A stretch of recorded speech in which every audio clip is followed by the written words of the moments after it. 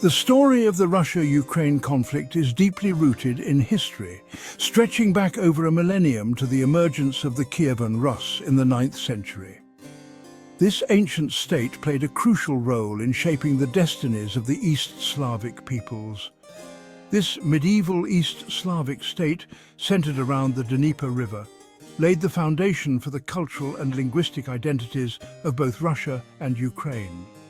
The Dnieper River was not just a geographical feature, but a lifeline that connected various tribes and facilitated the growth of a unified state. Kievan Rus' influence extended across vast territories, encompassing present-day Ukraine, Belarus, and parts of Russia. Its reach was so extensive that it became a melting pot of different cultures and traditions, influencing the entire region's development. The Principality of Kiev, from which both modern-day nations draw their names, emerged as the political, economic and religious center of this expansive realm. Kiev was not just a city but a symbol of power and unity, attracting scholars, traders and religious leaders from far and wide.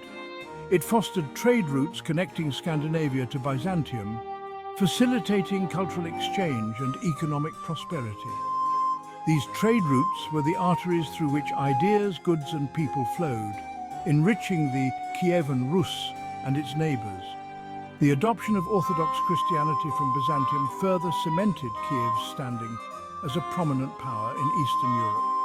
This religious shift not only unified the people under a common faith, but also brought architectural and artistic influences that are still visible today. However, the Mongol invasions of the 13th century shattered the unity of Kievan Rus, leading to its fragmentation into various principalities. This period of turmoil saw the once mighty state splinter into smaller, often warring factions, each vying for control. This marked a turning point, as the lands of present-day Ukraine came under the dominion of different powers, including the Grand Duchy of Lithuania and the Polish-Lithuanian Commonwealth. These new rulers brought their own influences, further diversifying the cultural landscape of the region. This period witnessed the gradual divergence of the Ukrainian and Russian paths as Ukraine's western regions experienced cultural and linguistic influences distinct from their eastern counterparts. The westward influence introduced new languages, customs and traditions that set the stage for a unique Ukrainian identity. The legacy of Kievan Rus remains a point of contention in the current conflict. Its historical significance is invoked by both sides to justify their positions and claims. While both Russia and Ukraine claim it as their ancestral heritage, their interpretations of its significance differ greatly. This divergence in historical narrative fuels the ongoing tensions and disputes. Russia often invokes Kievan Rus to emphasize a shared historical and cultural lineage, seeking to justify its claims of kinship and unity with Ukraine. This narrative is used to bolster nationalistic sentiments and political agendas. Conversely, Ukraine views Kievan Rus as a testament to its own distinct national identity, highlighting its historical independence and cultural uniqueness. For Ukrainians, Kievan Rus is a symbol of their long-standing sovereignty and rich cultural heritage. The tumultuous 20th century brought new challenges for Ukraine as the Russian Revolution and the subsequent establishment of the Soviet Union redrew the map of Eastern Europe. Following a brief period of independence after the fall of the Tsarist regime, Ukraine was forcibly incorporated into the Soviet Union as the Ukrainian Soviet Socialist Republic in 1922. This marked the beginning of a complex and often tragic chapter in Ukrainian history. Under Soviet rule, Ukraine underwent a process of forced collectivization and industrialization. The collectivization of agriculture, aimed at consolidating land ownership under the state, had devastating consequences for Ukrainian peasants. Millions were dispossessed of their land and livelihoods, leading to widespread resistance and social upheaval. The Soviet government responded with brutal repression, deporting millions to labor camps and ruthlessly crushing any dissent. Industrialization efforts, while transforming Ukraine into a major industrial center within the Soviet Union, came at a high human cost. Rapid industrial growth often prioritized production quotas over the well-being of workers, resulting in harsh working conditions and environmental degradation. Furthermore, the Soviet government's policy of promoting the Russian language and culture marginalized Ukrainian identity, suppressing Ukrainian language, literature, and cultural expression. The most tragic chapter of Ukraine's Soviet experience was undoubtedly the Holodomor, a man-made famine engineered by Stalin's regime from 1932 to 1933. Driven by a desire to eliminate Ukrainian resistance to collectivization and crush any aspirations for independence, the Soviet government implemented a systematic campaign of grain confiscation and agricultural sabotage. Peasants were forced to surrender their harvests, leaving them with virtually no food to survive. The consequences were catastrophic. Millions of Ukrainians, predominantly rural farmers, perished from starvation and related diseases. Villages were transformed into ghost towns as entire families succumbed to hunger. The Holodomor left an indelible scar on the Ukrainian psyche, becoming a defining moment in its national consciousness. It solidified a deep-seated mistrust of Russian authority and fueled a yearning for self-determination. Despite its horrific scale and undeniable impact, the Holodomor remained largely hidden from the world for decades. The Soviet government denied its existence, suppressing all information and preventing any investigation.